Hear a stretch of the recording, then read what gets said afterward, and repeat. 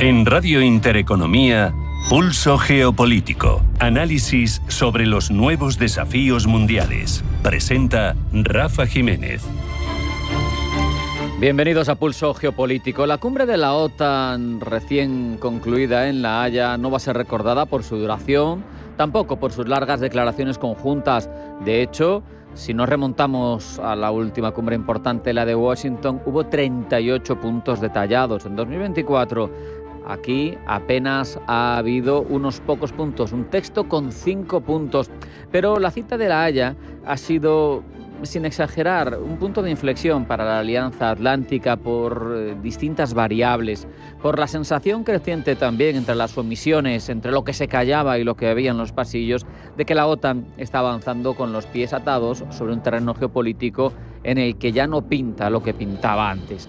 La exigencia central de la cumbre, lo saben, giraba en torno a ese 5% de gasto del PIB de cada uno de los socios en defensa. Estados Unidos, bajo el liderazgo de Trump, lograba imponer la cifra como referencia, como criterio de responsabilidad aliada, sin rodeos, sin matices. Y es que el mensaje para vender luego de puertas para adentro en Estados Unidos es que Washington lleva demasiado tiempo pagando la factura de la defensa común y que eso tenía que parar de alguna manera. Por eso, para Trump, la cumbre ha sido, en sus propias palabras, un éxito monumental, porque ha obtenido una victoria política que presentar a su electorado. Mientras, también hemos visto esa reafirmación del artículo 5, el famoso corazón de la OTAN, por el que unos socios se comprometen a defender a los otros si son atacados. También el compromiso con Ucrania aparece entre los pilares incuestionables del encuentro. Pero si importan siempre, aquí los matices lo hacen más que nunca. La mención a Ucrania se ha reducido de forma relevante. 60 menciones en la cumbre del 24, 2 en esta edición. Ahí es nada. También se habla, y es importante cualitativamente este matiz, de contribuciones soberanas, es decir, voluntarias y según las capacidades de cada Estado. Relevante también la mención, en este caso por escasa, pero por lo que supone a la inversa, de Rusia como enemigo. Es una amenaza a largo plazo, una vez mencionado. Es además evidente que, teniendo en cuenta lo que hay en Oriente Medio, teniendo en cuenta que el foco estratégico está en otras coordenadas para Estados Unidos desde hace ya bastante más de una década, no podemos dejar de señalar que el Pacífico y no Europa es ahora la obsesión del Pentágono y que eso condiciona todo lo que hace Estados Unidos de puertas para afuera en el ámbito internacional. Desde la óptica de Europa, sin embargo, tenemos que reconocer que no podemos ignorar la amenaza rusa, que los países bálticos y los escandinavos incluso dan un paso más y proponen abandonar el convenio de Ottawa, en el que se prohíbe el uso de minas antipersonas. Pues bien, quieren restaurar el uso de este armamento tan controvertido como medida de disuasión contra una posible invasión rusa. Lituania ha anunciado ya su intención de fabricar cientos de miles de minas. Están ya poniéndose el parche antes de la herida.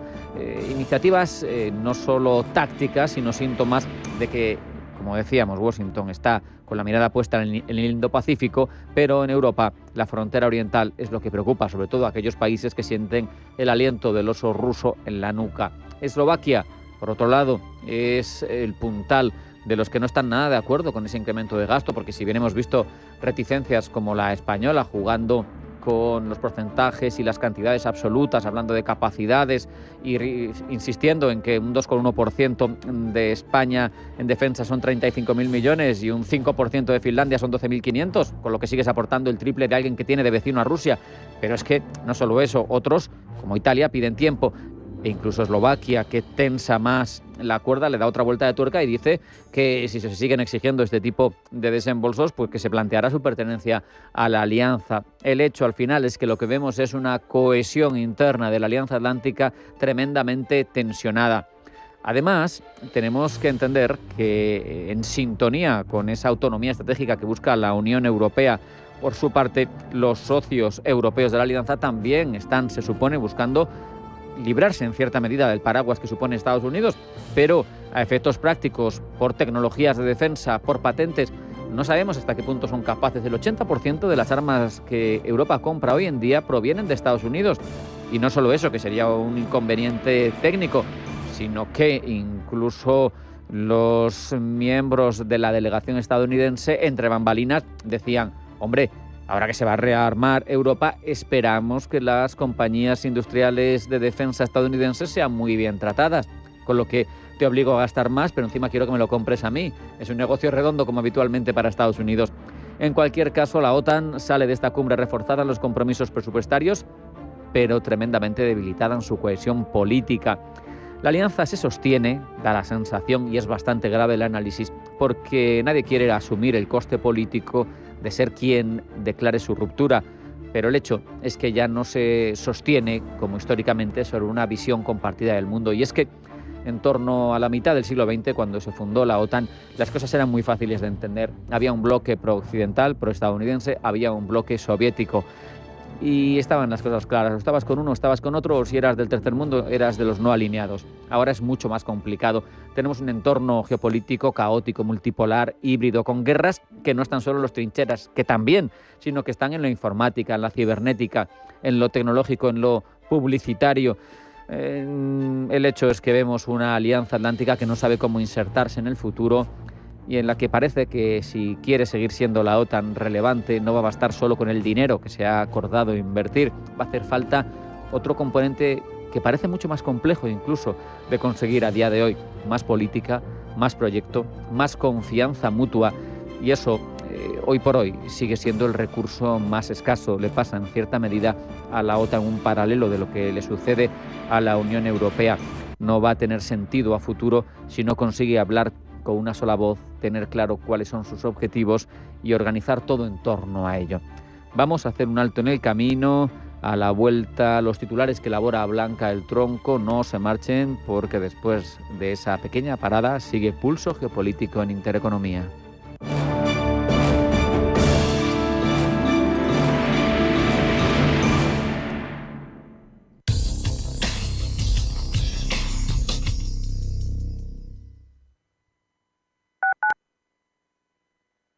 ¿Estás completamente seguro de que la rentabilidad de tus fondos de inversión es la mejor que puedes obtener? Si tu gestor te está ofreciendo los fondos de inversión de su banco, estás perdiendo oportunidades. Y lo que es peor, años de rentabilidad para ti. En Velaria Inversores estamos a tu servicio, no al del banco. Trabajamos con 10.000 fondos de inversión en el mundo y de ellos solo te ofrecemos los de mayores perspectivas de rentabilidad, sin ningún coste para ti. Si quieres más rentabilidad en tus fondos de inversión, visita velariainversores.com.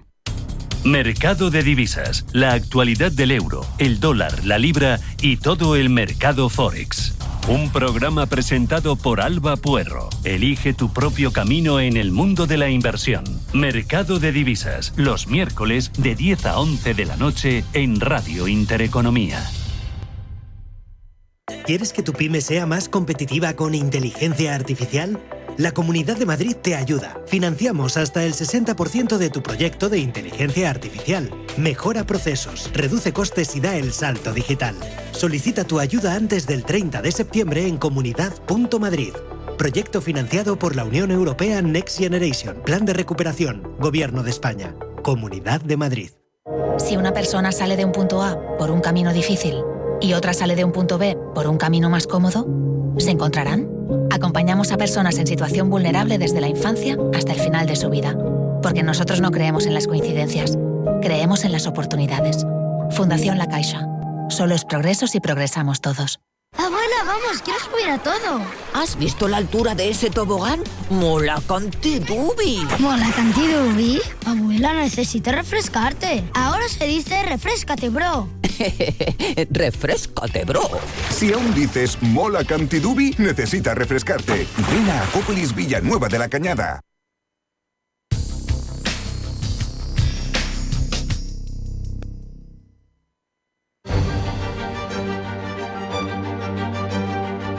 En Radio Intereconomía, Pulso Geopolítico. Presenta Rafa Jiménez.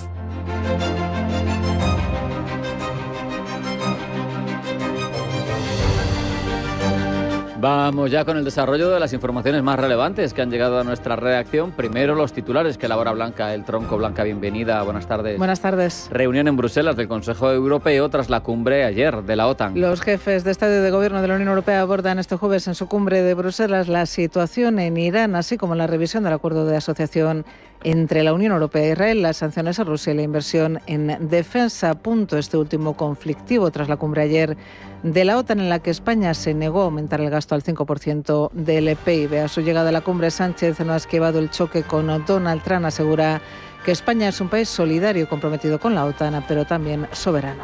España es un país, y esto es lo que ayer acordamos, un país solidario, comprometido con los Estados miembros de la Alianza, pero también soberano. Y ese es el equilibrio que encontramos en la declaración que acordamos los 32 Estados miembros de la Alianza Atlántica, incluida también Estados Unidos. Nosotros vamos a cumplir con nuestras capacidades. Las Fuerzas Armadas Españolas, el Ministerio de Defensa nos dice que las capacidades acordadas hace 20 días, el 5 de junio, con la OTAN, representan un 2,1% de nuestro Producto Interior Bruto, y es lo que vamos a hacer. Donald Trump, entre tanto, amenaza a España con aranceles por no comprometerse con ese gasto del 5% en defensa. Amenaza de Donald Trump a nuestro país en medio de las negociaciones entre Bruselas y Washington para solucionar sus diferencias arancelarias, y que han encontrado el obstáculo de las amenazas de Trump a uno de los socios europeos, España, al vincular la decisión sobre aranceles a la negativa de Madrid de aumentar el gasto en defensa hasta el 5% del PIB.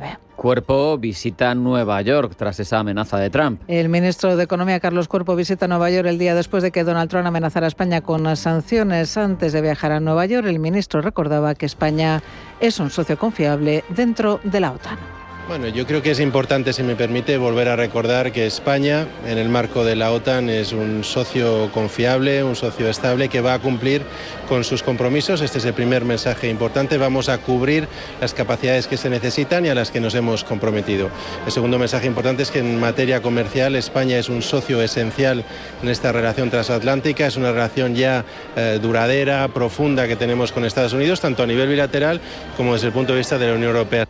Cambiamos de asunto. Grossi asegura que la planta iraní de Fordow ya no está operativa. El director general de la Agencia Internacional de la Energía Atómica, Rafael Grossi, asegura que las centrifugadoras de la instalación de enriquecimiento nuclear de Fordow en Irán ya no están operativas después de los ataques de Estados Unidos. Precisamente tras su guerra con Irán, Israel vuelve a enfocarse en Gaza. Allí han muerto, según datos de las autoridades gazatíes, más de 56.100 palestinos en una ofensiva que no da señales de frenar, pese a los llamamientos de las familias de los rehenes para extender el alto el fuego con la República Islámica en el enclave.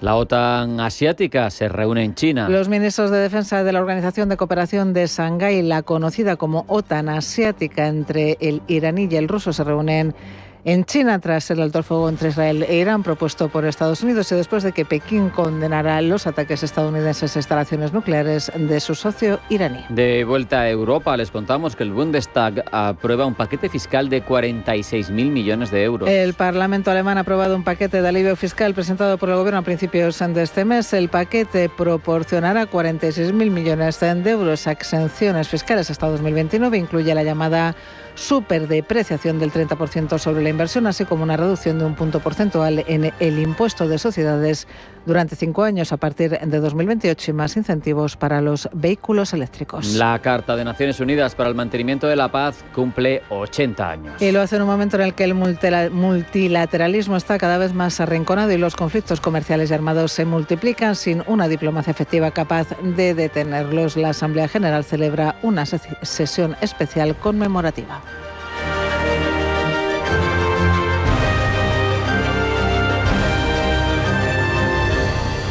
Vamos ahora a ampliar todas estas informaciones, Blanca.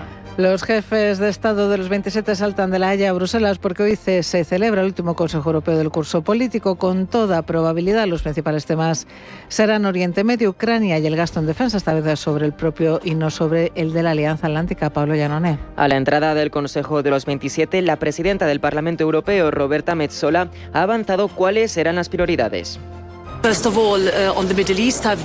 En primer lugar, sobre Oriente Medio, la situación allí es crítica. Hay una amplia petición de desescalada.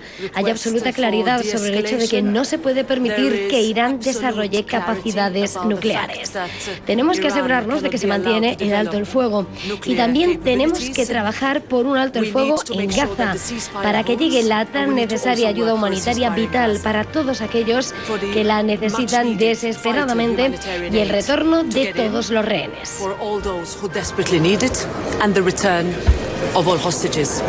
Después de semanas en las que el paraguas mediático se ha centrado sobre todo en recoger titulares de Irán y del gasto en defensa, Israel vuelve a la palestra.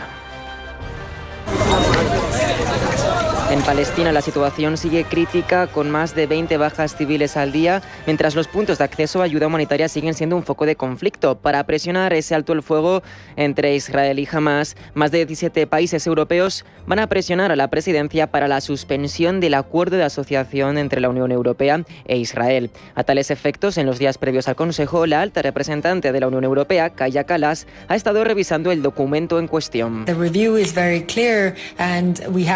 Ha constatado que hay indicios de que Israel viola los derechos humanos de los palestinos de la Franja y de Cisjordania. Esto incumpliría, dice, el acuerdo firmado con Bruselas, que en su artículo 2 fía el mantenimiento de la alianza a que se respeten esos derechos. A esta posible suspensión podría acompañar una reafirmación conjunta del respaldo de Bruselas a la solución de los dos estados como única vía para poner fin al conflicto palestino-israelí. Otro tema que el paraguas temático recogerá será Ucrania. Momentos previos a la cumbre, el presidente del Consejo Europeo, Antonio Costa, ha asegurado que la Unión Europea se mantendrá firme en los esfuerzos por alcanzar la paz. Esto se expresará hoy posiblemente en la aprobación del 18º paquete de sanciones contra Rusia y el mantenimiento de la ayuda económica a Kiev, que a día de hoy roza los 160.000 millones de euros, de los cuales un 36% se han dirigido a apoyo militar. De momento, eso sí, la posible adhesión de Ucrania al bloque se mantendrá en cola de espera, como ha afirmado el primer ministro húngaro Viktor Orbán a las puertas del Consejo. El problema es la guerra. Si integramos a Ucrania en la Unión Europea, integraremos la guerra. Y no nos gustaría estar juntos en una comunidad con un país que está en guerra y representa un peligro inminente para nosotros. Porque si un miembro de la Unión Europea está en guerra, eso significa que la Unión Europea está en guerra y no nos gusta. La Unión Europea no está en guerra, pero sin duda la guerra de Ucrania se ha convertido en un catalizador de ese plan de defensa comunitario que hoy también estará presente en el Consejo. Por ello es posible que se exploren maneras de impulsar el plan Readiness 2030, ya saben, de rearme europeo, con hasta 800.000 millones de euros, que incluirá compras conjuntas, emisión de deuda colectiva y normas de flexibilización fiscal. Consejo Europeo al que asiste el presidente del Gobierno tras su polémica participación ayer en la cumbre de la OTAN y después de que Donald Trump amenazar a España con represalias comerciales por no comprometerse con el 5% del gasto en defensa. A su llegada al Consejo, Sánchez no ha esquivado el choque con Donald Trump. Asegura que España es un país solidario, comprometido con la OTAN, pero también dice soberano. España es un país, y esto es lo que ayer acordamos, un país solidario, comprometido con los Estados miembros de la Alianza, pero también soberano. Y ese es el equilibrio que encontramos en la declaración que acordamos los 32 Estados miembros de la Alianza Atlántica, incluida también Estados Unidos. Nosotros vamos a cumplir con nuestras capacidades. Las Fuerzas Armadas Españolas, el Ministerio de Defensa nos dice que las capacidades acordadas hace 20 días, el 5 de junio, con la OTAN, representan un 2,1% de nuestro Producto Interior Bruto y es lo que vamos a hacer. En cuanto a la amenaza de Donald Trump de que impondrá aranceles a nuestro país por la negativa de España a incrementar al 5% el gasto en defensa, Sánchez califica esta amenaza de doblemente injusta. Recordar que Europa y el mundo viene sufriendo una guerra comercial, unas medidas tarifarias y arancelarias que calificamos, al menos desde España, desde el primer minuto, como injustas y también unilaterales, que en el caso además de España son doblemente injustas, porque nosotros, si hablamos en términos bilaterales de nuestra relación con Estados Unidos, los españoles tienen que saber que tenemos un déficit comercial. Lo que está claro es que la política comercial es una política que se dirige desde aquí, desde Bruselas. A pesar de las tensiones evidentes con Donald Trump, el presidente del Gobierno ha dejado claro que España considera a Estados Unidos un amigo. Al margen de su enfrentamiento con el presidente estadounidense, Sánchez ha elevado la voz, además, este jueves contra Israel. Paloma Arnaldos. Muy duro con Israel se ha mostrado el presidente del Gobierno a su llegada al Consejo Europeo. Pide a Bruselas suspender inmediatamente su acuerdo de asociación con un país al que ha acusado de graves violaciones de los derechos humanos en Gaza. Creo que es más que evidente que Israel está violando ese artículo 2 y, por tanto, lo que defenderé hoy en el Consejo Europeo es que Europa tiene que suspender el acuerdo de asociación con Israel. Y tiene que hacerlo inmediatamente. Sánchez recuerda que si bien Bruselas ha adoptado 18 paquetes de sanciones contra Rusia por su invasión a Ucrania, no ha actuado de la misma manera hacia Israel, a pesar, dice, de las claras violaciones del artículo 2 del acuerdo entre la Unión Europea y el país hebreo que exige el respeto de los derechos humanos. El presidente del Gobierno ha recordado además la iniciativa conjunta de España con la Autoridad Palestina en la Asamblea General de Naciones Unidas pidiendo un alto el fuego inmediato, ayuda humanitaria urgente coordinada por un organismo independiente y esfuerzos renovados hacia una solución de dos estados. Sánchez pide, como acabamos de escuchar, que se suspenda de forma inmediata el acuerdo de asociación con Israel, pero ¿en qué consiste este acuerdo? Lo repasamos con la ayuda de Rubén Gil. Firmado en 1995 y en vigor desde el año 2000, el acuerdo de asociación entre la Unión Europea e Israel es uno de los acuerdos bilaterales más importantes entre los 27 y un país no miembro de la Unión Europea. El acuerdo regula las relaciones económicas, políticas y comerciales entre ambas partes, establece una zona de libre comercio y facilita la inversión, el intercambio de servicios y la cooperación en ciencia, tecnología, medio ambiente y educación. Establece además un diálogo político y cooperación institucional, con reuniones periódicas entre autoridades israelíes y la Unión Europea y permite la coordinación en temas de seguridad y terrorismo. Sánchez pide que se anule inmediatamente este acuerdo de asociación con Israel y esgrime para ello el artículo 2 del acuerdo, que establece que el respeto a los derechos humanos y a los principios democráticos es un elemento esencial del mismo. Si se suspendiera este acuerdo, se dejarían de aplicar los beneficios comerciales preferenciales para Israel, como el acceso europeo sin aranceles, y se podría limitar otros tipos de cooperaciones institucionales. Consejo Europeo tras una cumbre de la OTAN que terminó ayer, como hemos contado, con amenazas de Donald Trump a nuestro país. Voy a negociar directamente con España, voy a hacerlo yo mismo, pagarán más dinero así, deberías decirles que vuelvan y paguen. Eres periodista, España va a ser la única que no pague. Fueron los más hostiles a hacerlo, simplemente no tiene sentido para mí. Trump amenaza a España con aranceles por no incrementar al 5% del PIB el gasto en defensa. Es una amenaza real. ¿Cómo podría afectar a la economía española? Nos lo cuenta Ángeles Lozano. Aunque Donald Trump es voluble, no haríamos mal en España en tomarnos en serio su amenaza. Estados Unidos podría imponer aranceles a productos españoles como el vino, el queso o el aceite, como ya ocurrió durante la guerra comercial por el caso Airbus-Boeing de 2019. También podría aplicar restricciones a bienes industriales o a servicios financieros y tecnológicos. España exporta a Estados Unidos por más de 16.000 millones de euros al año, lo que convierte a la potencia norteamericana en su principal socio fuera de la Unión Europea. Las grandes empresas españolas con presencia en Estados Unidos, como Banco Santander, Iberdrola, Telefónica o Inditex, podrían enfrentar un entorno más hostil o regulatorio. Gonzalo Lardíez, gestor senior de renta variable europea de Ambank, asegura, sin embargo, que la amenaza de Trump no tendrá ni impacto económico ni bursátil. Yo creo que afectará más a empresas de menor tamaño, pequeñas y medianas compañías que a lo mejor tienen un componente pues de exportaciones a Estados Unidos más importante, y ahí sí que puede ser más clave. Pero yo creo que ni tanto en cuanto a evolución de la economía ni a cotizadas, pues esto sea importante más allá de determinadas compañías industriales, pero que no tiene un peso específico en el índice. La amenaza de Trump puede ir más allá de la economía y tensar las relaciones transatlánticas, aunque España ha reiterado que considera a Estados Unidos un aliado y país amigo. Y hoy el líder supremo de Irán, Ali Khamenei, se ha pronunciado por primera vez desde el alto el fuego entre Teherán y Jerusalén. Ha asegurado que el fin del conflicto ha supuesto una gran victoria para los ayatolás y una gran derrota para Israel, Pablo. De esta manera, Jamenei se ha desligado del discurso israelí y estadounidense, que dice precisamente lo contrario, y ha expresado por X que, a pesar de todo su ruido y sus reclamos, el régimen sionista, bajo los golpes de la República Islámica, ha quedado prácticamente derrotado y aplastado. Explica también por X que la intervención de Estados Unidos ha sido para él la prueba fehaciente de que sin Washington, Israel quedaría completamente aniquilado. Palabras que llegan casi en paralelo a que el Parlamento iraní haya aprobado un proyecto de ley por el que se saldrá de la Agencia Atómica de las Naciones Unidas. Esto impediría que la institución comunitaria controlase los niveles de enriquecimiento de uranio, justo cuando ayer Rafael Grossi, el director de la agencia, aseguró que era muy pertinente la colaboración entre la ONU y Teherán en este sentido. Aludió a que el conocimiento tecnológico y la capacidad industrial de Irán para enriquecer uranio son innegables y que es preciso, por tanto, que colaboren para determinar si Teherán será capaz de reanudar su plan nuclear en 2 o 3 meses. Palabras de Grossi que chocan, sin embargo, con las del presidente estadounidense Donald Trump.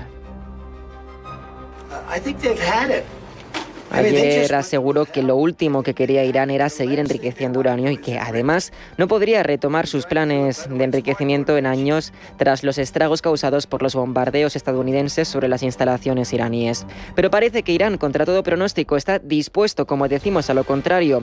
Mientras se abre la posibilidad de que retome su plan nuclear, las autoridades iraníes han endurecido su política contra la cooperación con gobiernos extranjeros. Según el medio qatarí Al Jazeera, se ha aprobado en el Parlamento iraní que cualquier actividad de inteligencia o espionaje o acción práctica que favorezca a Israel, Estados Unidos u otros podría, como parte de esta propuesta, considerarse un ejemplo de corrupción en la tierra, un delito que conllevaría la pena de muerte y que, según Al Jazeera, ya ha costado la vida a 3 personas.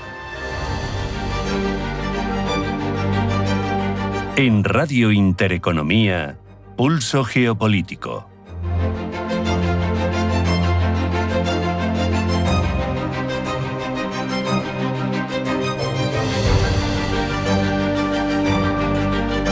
Vamos con las cabeceras internacionales y como nos cuentan lo que está sucediendo a lo largo y ancho de todo el mundo, lo desarrolla ese empeño para nosotros Pablo Llanone. Pablo, bienvenido, buenas tardes. Buenas tardes. Comenzamos con la prensa estadounidense. El asunto dominante del día sin duda es Irán. Protagoniza más de 10 titulares de 40 noticias internacionales consultadas.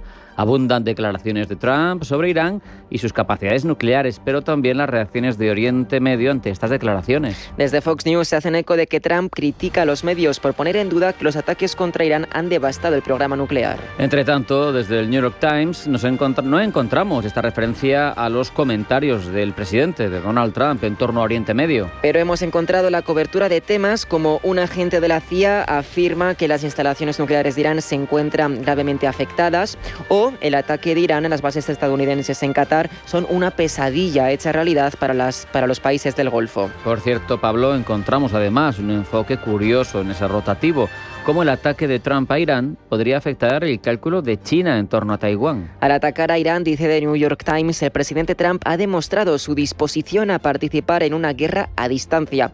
Esto plantea interrogantes en Pekín sobre el riesgo que podría correr Taiwán. Aterrizamos en la prensa europea, concretamente en la alemana. El protagonista vuelve a ser Trump, quien domina el paraguas mediático por su liderazgo en la OTAN y en Oriente Medio. Desde el Frankfurter Allgemeine Zeitung se hacen eco de declaraciones de Trump en la que el presidente asegura que nadie más tuvo el coraje de enfrentarse a Irán, presentándose como un pacificador en la guerra entre Irán e Israel. Con esta victoria sobre la región, Trump ha logrado, advierte el rotativo alemán, que los partidarios del movimiento Make America Great Again, que se habían dividido por el intervencionismo estadounidense en Oriente Medio, ahora se están reunificando. Parece que esto podría retroalimentar la política de intervención exterior de Trump, a la que el diálogo de Spiegel critica esta vez, porque Trump ha pedido al sistema judicial israelí el cierre del proceso por corrupción contra Netanyahu. Este rotativo alemán lo percibe como un poco de ayuda entre amigos. El presidente de Estados Unidos está interfiriendo, dice, en el juicio por corrupción contra el primer ministro israelí, criticando al sistema judicial del país y calificándolo de una ridícula caza de brujas. Mientras, en la prensa japonesa encontramos un claro protagonista. Aparece en más de 10 titulares de 15 noticias internacionales analizadas. Se trata de Estados Unidos y su rol en esa guerra en Oriente Medio, su actitud dominante dentro del seno de la OTAN. Concretamente, dentro de ella Japan Times, encontramos una crítica al nuevo gobierno de Estados Unidos como impulsor del fin del multilateralismo, dado su rol evasivo y unidireccional, lo que ha mostrado, dicen, en cumbres como la del G7 o la de La Haya.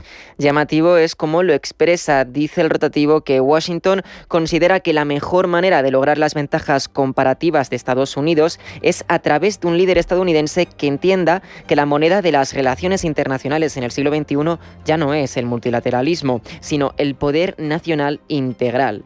Es llamativo que en lugar de referirse a Trump directamente se refiere a la propia Casa Blanca como la responsable de esta nueva era, como si Trump fuese solo una consecuencia de una estructura dada y no la causa principal. Terminamos con The Japan Times. Destaca que el fin del multilateralismo no excluye el fin de agrupaciones como el diálogo de seguridad cuadrilateral entre Estados Unidos, Australia, India y Japón, o la Alianza de Seguridad AUKUS, integrada por Australia, Gran Bretaña y Estados Unidos. Al fin y al cabo, dice The Japan Times, todos ellos son grupos más pequeños de países con ideas afines que pueden tomar decisiones rápidamente, desviar recursos eficientemente y no verse obstaculizados por la torpeza de organizaciones multilaterales más grandes.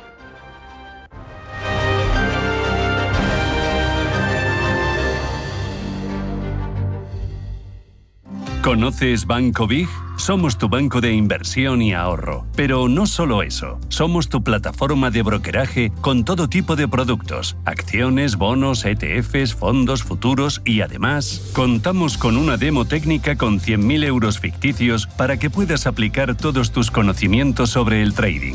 Banco Big. Nos mueven tus valores. Debes saber que toda inversión conlleva el riesgo de pérdida de capital.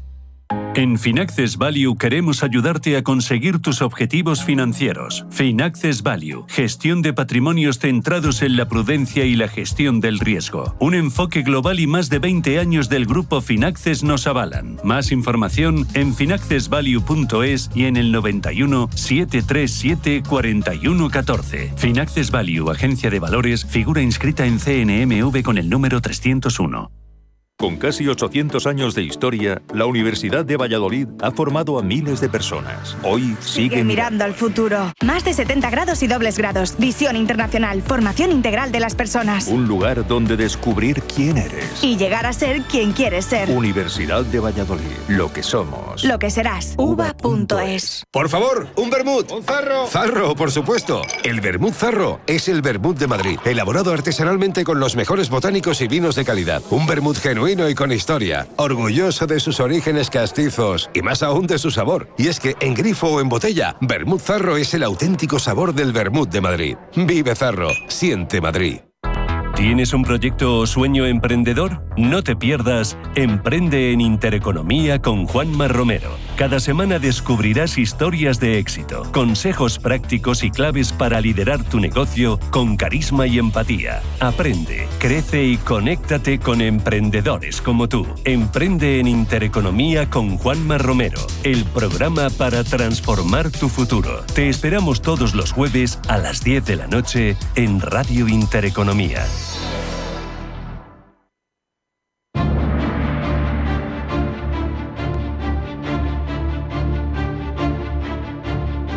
En Radio Intereconomía, Pulso Geopolítico.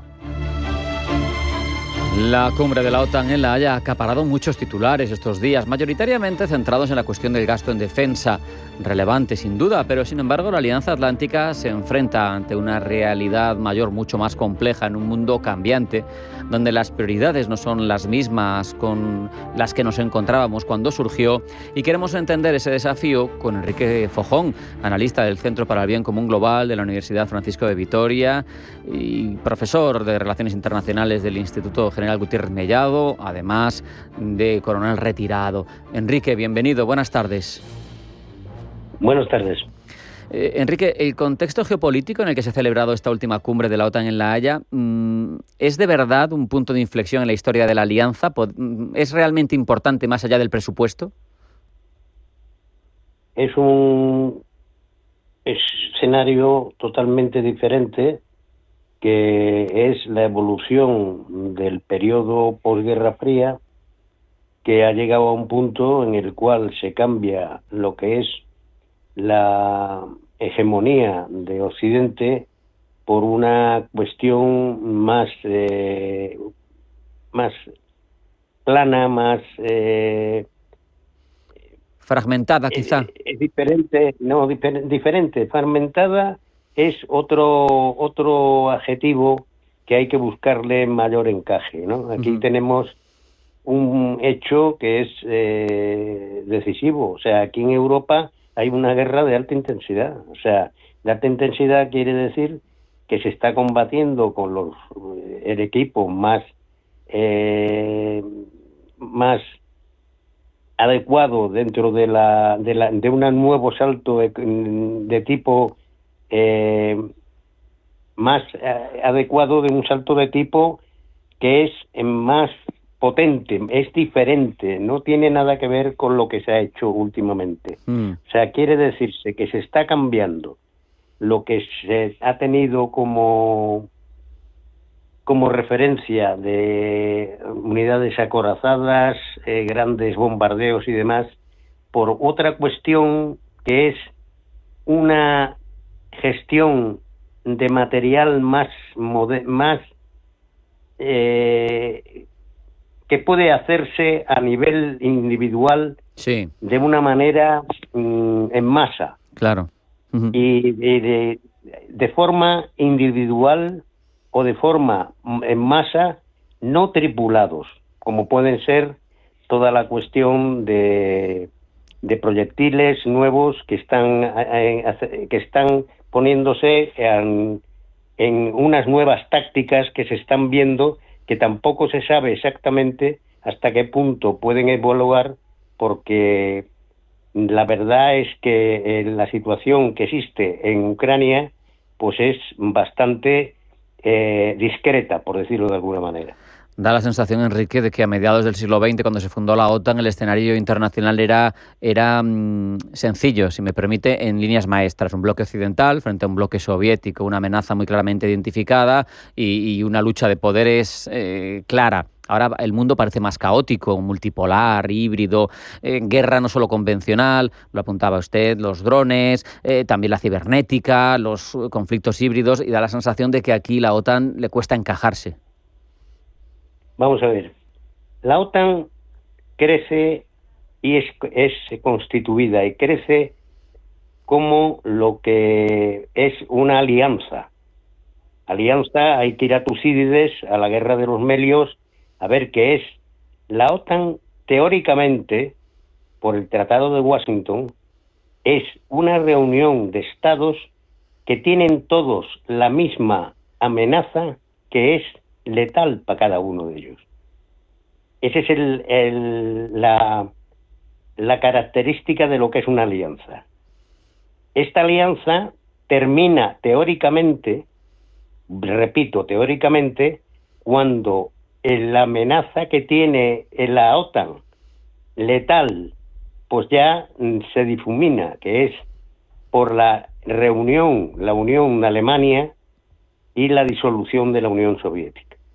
A partir de ahí se mantiene la organización, pero a mi manera de ver, lo que no se puede hacer es mantener el hilo conductor de lo que es una amenaza que fue su razón de ser. Claro. No obstante, es una herramienta pues potente, es una herramienta de alto nivel técnico y es una herramienta que puede emplearse por su patrón, que son los Estados Unidos.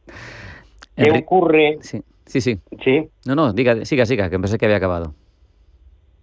No, o sea que el problema que hay ahora es que ha cambiado el ambiente geopolítico, o sea, la situación geopolítica, y entonces tenemos que Rusia ha hecho una acción imperialista, como ella es normal que lo haga, su política se basa en ello y su concepción de la Fuerza Armada se basa en ello.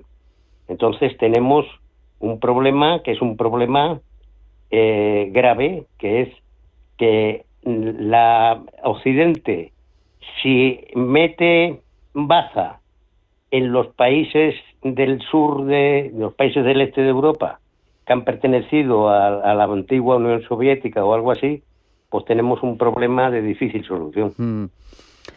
Enrique, para alguien que ha sido coronel del Cuerpo de Infantería de Marina, que ha participado con su unidad en operaciones de la Fuerza de Implementación de la OTAN en la República Serbia de Bosnia, ¿qué queda de esa OTAN? ¿Es muy diferente la actual? Yo vuelvo a repetirle una cosa. Ahí está la cuestión política y está la cuestión militar. La cuestión militar funciona como tiene que funcionar. La cuestión política ya es otra cosa. O sea, es otra narrativa que uno se pueda apuntar a ella o no. Entonces, apuntarse a una situación de oportunismo geopolítico, bueno, no, de oportunismo político, vamos a dejarlo ahí, que está más bien puesto, pues es diferente. O sea, la OTAN tiene sus estructuras de mando y sus procedimientos que funciona perfectamente. Con el foco estratégico global desplazado hacia el Indo-Pacífico, con China siendo un actor cada vez más preocupante para Estados Unidos, ¿qué papel debería, si es que debe jugar alguno, la OTAN en esa región? ¿Corre el riesgo, si se va más allá del Atlántico Norte, de diluir su misión original o tiene sentido? Vamos a ver, aquí este es un problema que lo acaba de plantear, que hay poca literatura accesible a lo que viene en el fondo del problema. El fondo del problema es el ámbito imperial de los Estados Unidos. Y pongo imperial entre comillas para no poner pues de alianza o algo parecido, ¿no? Entonces, los Estados Unidos tienen una relación con China que a mi manera de ver se ha visto con la cuestión de los aranceles. Le mete 100 y pico puntos de arancel que al cabo de las 48 horas pues está otra vez en el tiempo normal, ¿no? O sea, que es una cuestión que es bastante, diría yo, pacífica, en el sentido de agresiones económicas o agresiones políticas o agresiones militares, porque se necesitan unos a otros. Claro. Aparte de eso, quizá lo que ahora mismo pues tengamos desde un punto de vista militar, pues es lo que normalmente ahora en Estados Unidos se llama el replicator. O sea, la cuestión científica moderna ha hecho que lo que hemos venido conociendo como la relación de industria con lo militar, pues se ha hecho diferente. Esto tendrá alguna relación con los 5 puntos esos que han subido. Ajá. Pero lo real es lo que hay ahora. O sea, que yo no estoy asegurando, yo digo, lo que se está viendo es que los nuevos sistemas de armas tienen otra cuestión que es diferente. Por ejemplo, ahora mismo los Estados Unidos construyen portaaviones de miles de millones de dólares que son muy vulnerables. Claro. A material chino que es muchísimo más barato que el portaaviones, con lo cual la relación caro y una respuesta militar barata, pues eso es inasumible. O sea que estamos ante un cambio que veremos cómo resulta del empleo de la fuerza militar. Porque claro, esa cuestión del dinero ha sido una de las más habladas en La Haya, más allá del debate porcentual. Da la sensación de que utilizar solo un porcentaje de PIB no es una métrica realmente útil para medir el esfuerzo de defensa de los países, porque hay variables. El 2% de España son 35.000 millones, el 5% de Finlandia son 12.000. Al final habría igual otros indicadores alternativos que podrían reflejar mejor la eficacia real del gasto militar, Enrique. Yo es que estoy de acuerdo con lo que acaba de decir, por una cuestión muy simple, un 2%, un 3% de PIB, o sea, el PIB de un aliado no tiene por qué ver con otro. Esa es la forma más elemental de comparar el tema. Que se ha ido a buscar precisamente no a la cuestión puramente militar, sino a una cuestión de aporte económico, con lo cual también el nivel científico de ese PIB o el nivel de ciencia pues tampoco es equiparable. O sea que el hecho de que se fije un PIB no tiene una razón ni una trascendencia geopolítica como ha tenido lo que puede decirse de potencia militar o de capacidad de destrucción militar. Esto viene del año 14, que fue la sorpresa famosa de Crimea, que para salir del lío, pues el mismo protagonista que ahora, que fue el presidente Trump, pues puso el 2% del PIB, lo mismo que podía poner la raíz cuadrada de los pies. Se nos va acabando el tiempo, Enrique. Le pido una impresión sobre hacia dónde tiene que tirar la OTAN de aquí a unos años, a 10 años. ¿Cuál debe ser su misión central para recuperar y tener razón de ser, que tenga una vertebración, que cumpla un papel en la geopolítica y que sirva para sus socios? Por la OTAN es la herramienta que tiene que defender a Europa. La defensa de Europa es esencial para Estados Unidos. Yo estoy hablando en geopolítica amplia, ¿no? Entonces, en el otro lado de Europa, en el lado atlántico del este, no puede estar pues otro tipo de potencias como pueden ser Rusia o como pueden ser China. Con esa reflexión nos vamos a quedar, Enrique. Nos hemos quedado sin tiempo. Enrique Fojón, analista del Centro para el Bien Común Global de la Universidad Francisca de Vitoria. Agradezco muchísimo este tiempo y este análisis con nosotros. Un abrazo. Hasta la próxima. Hasta luego. Gracias. En Radio Intereconomía, Pulso Geopolítico. Presenta Rafa Jiménez. Vamos ahora con un país históricamente clave en el devenir de Oriente Próximo, con Siria. Es evidente que tras décadas bajo la bota de la familia al-Assad y de haber jugado un papel preponderante en su alianza con Rusia y con Irán, ahora sus claves son otras, con sus nuevos gobernantes, pero hay lastres detrás. Las democracias occidentales intentan normalizar a quien ocupa el poder. Es difícil todo ello, lo charlamos ya, lo hablamos con Rafael Borgoñoz, que es autor del documento del Instituto Español de Estudios Estratégicos, Implicaciones Geopolíticas y Estratégicas del Cambio de Régimen en Siria, y es analista internacional. Rafael, bienvenido, buenas tardes. Hola, buenas tardes, ¿qué tal? Sabemos que HTS fue durante años considerado un grupo terrorista vinculado a Al-Qaeda, que hasta justo antes de que ocupara el poder se ofrecían $10 millones por la cabeza de quien está ahora de presidente del país. ¿Cómo se justifica desde Occidente? ¿Qué ha cambiado para que hoy reciba reconocimiento, acercamiento diplomático por parte de Estados Unidos, de la Unión Europea? Porque da una sensación de falta de solidez, de principios por parte de Occidente. Sí, totalmente. Occidente con este movimiento lo que busca es un blanqueamiento de un grupo claramente de ideología yihadista y salafista, clasificado como grupo terrorista por el Consejo de Seguridad de Naciones Unidas o la propia Unión Europea hasta el propio 8 de diciembre de 2024, cuando toman el poder en el país. Este blanqueamiento persigue porque es un régimen inestable. Las fracturas sectarias vuelven a resurgir, los atentados terroristas vuelven a ser una amenaza, y entonces se presenta como un escenario de pugna geopolítica donde el país sería fácilmente instrumentalizable, y es algo que intentan ya no solo la Unión Europea con un doble rasero en la aplicación del derecho internacional, sino potencias más pragmáticas o asertivas, como puede ser Turquía o el caso de Israel o Irán.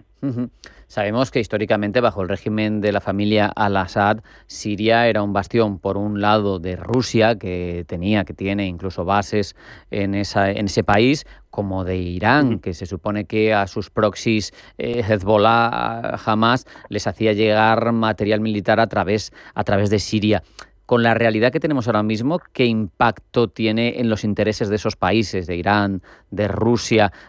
¿Van a intentar influir de nuevo? Porque ahora mismo, como proxy iraní y como aliado de Rusia, el papel es un poco indeterminado. No sabemos cómo va a intensificarse o no esa relación de nuevo.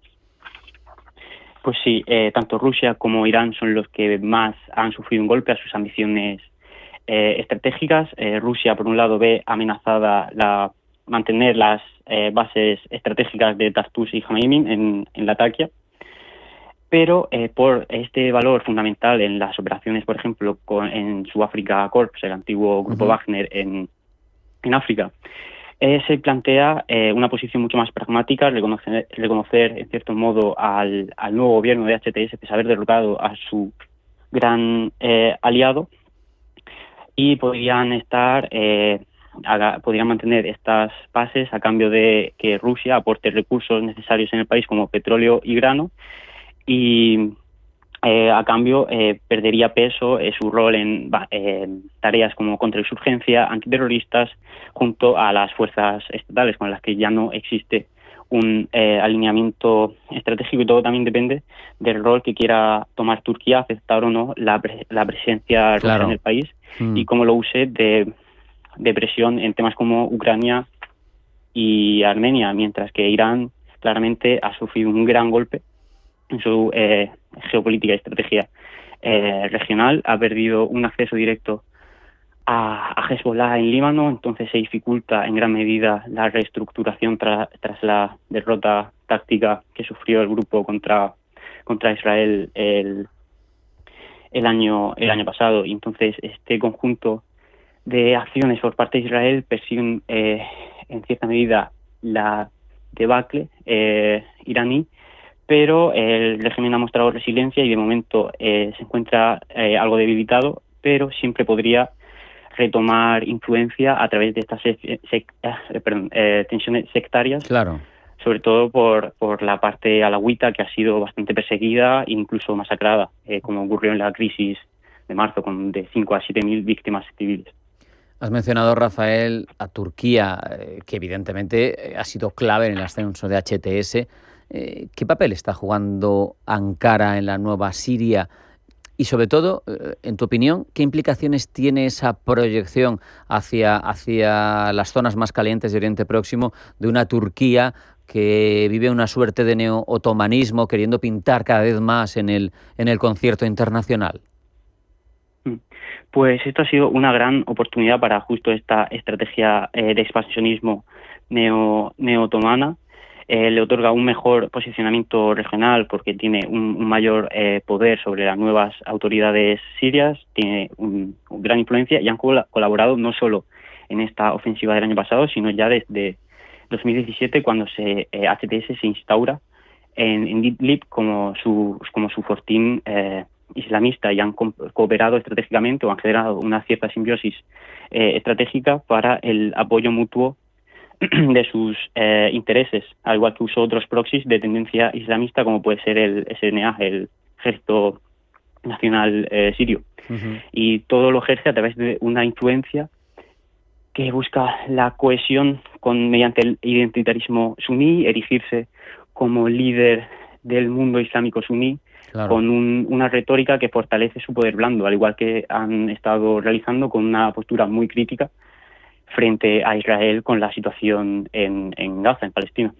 Sin embargo, ahí Turquía tiene una piedra en el zapato que todos conocemos, y es esos kurdos sirios que están en el noreste del país. El nuevo gobierno ha llegado a acuerdo con grupos tradicionalmente opuestos a ellos por una pura cuestión estratégica, y sin embargo uno se pregunta, ¿esa alianza del gobierno de HTS con las fuerzas democráticas sirias kurdas tiene sentido, tiene futuro, y por otro, se lo va a permitir Turquía, porque Turquía es muy reticente a cualquier cosa que suene a medio autonomía kurda o similar.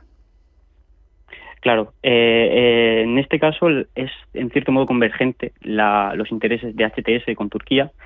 Lo que buscan sería una autoridad central basada en Damasco bajo el control de HTS sobre la totalidad del territorio sirio, pero ante las capacidades militares y la inestabilidad en el país, pues HTS ofreció este acuerdo a los kurdos, pero los cuales se encontraban en una posición muy debilitada ante la posible retirada total de tropas estadounidenses, que eran su principal defensor, su principal aliado. Podrían verse a merced tanto de Damasco como de Ankara. Entonces, ante esta posibilidad, por lo menos en el corto o medio plazo, han preferido aceptar esta especie de integración en el aparato estatal y la integración de las fuerzas democráticas sirias bajo el mando del nuevo Ministerio de Defensa, pero ante la inestabilidad del régimen y lo cambiante que está el panorama, quizás no sea una alianza que perdure mucho.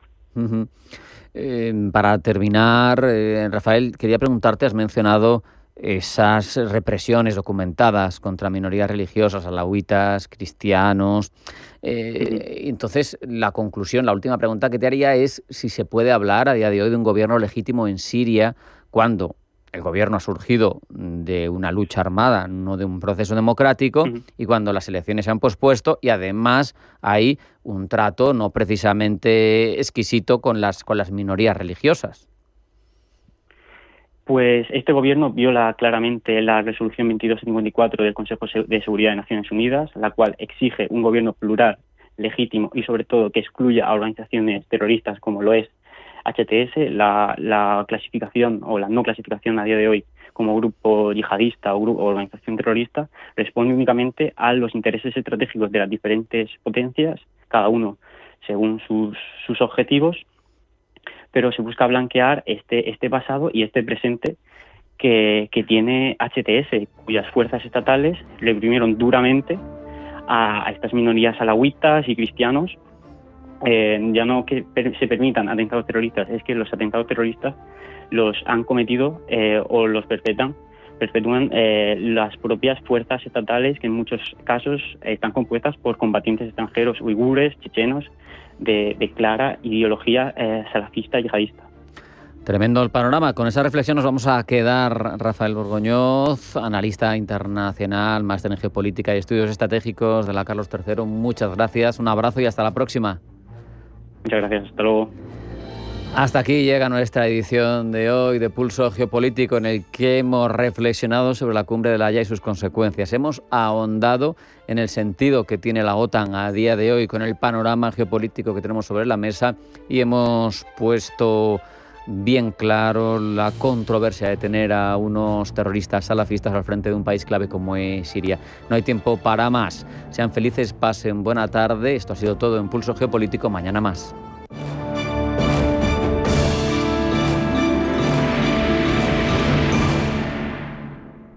El día que los bancos cambiaron la atención personalizada por una aplicación móvil, ese día ganaron las máquinas. Pero el día en el que Eurocaja Rural decidió seguir abriendo oficinas para que esto no pasara, ganaron los máquinas. Ganaste tú. Únete a la revolución de los máquinas. Eurocaja Rural, la banca que tú quieres. Bontobel Asset Management. Calidad suiza con el objetivo de obtener rendimientos superiores a largo plazo. En Bontobel Asset Management siempre estamos a la vanguardia de las inversiones activas en bonos y acciones. Para más información, entre en nuestra página web bontobel.com/am. Bontobel Asset Management, su especialista global en fondos de inversión. Disfrute del Viaje del Arte, el curso de verano organizado por la Fundación Amigos del Museo del Prado y la Universidad Complutense de Madrid entre los días 1 y 3 de julio. Más información en amigosmuseoprado.org, con la colaboración de la Fundación ACS. ¿Eres un profesional del sector sanitario? Llega Gaceta de Salud. la nueva revista especializada con lo último en actualidad, innovación, pacientes, regulación, laboratorios, especialidades, hospitales y mucho más. Suscríbete gratis en gacetadesalud.com y elige tu formato. Edición web con las últimas noticias, revista mensual con envío a domicilio o edición PDF en tu dirección de email. Con el respaldo de Editorial Ecoprensa, calidad y seriedad informativa garantizada.